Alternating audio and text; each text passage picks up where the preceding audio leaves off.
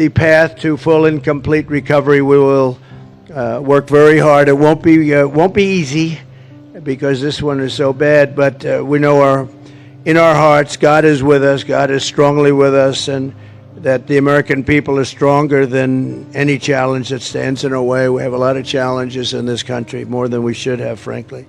But the American people are very strong and very smart. Working together, we'll overcome these hardships. We'll endure. We will rebuild Valdosta and every other town that has been so badly hit, and we'll emerge stronger, more united, and more prosperous than ever before. You're going to be stronger, better. You're going to learn a lot from it.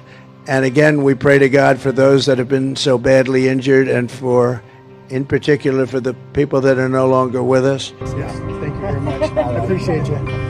Thank you so much, sir. Thank you. Thank you so much. Thank you.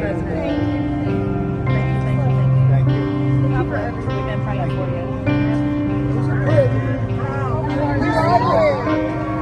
You see that one?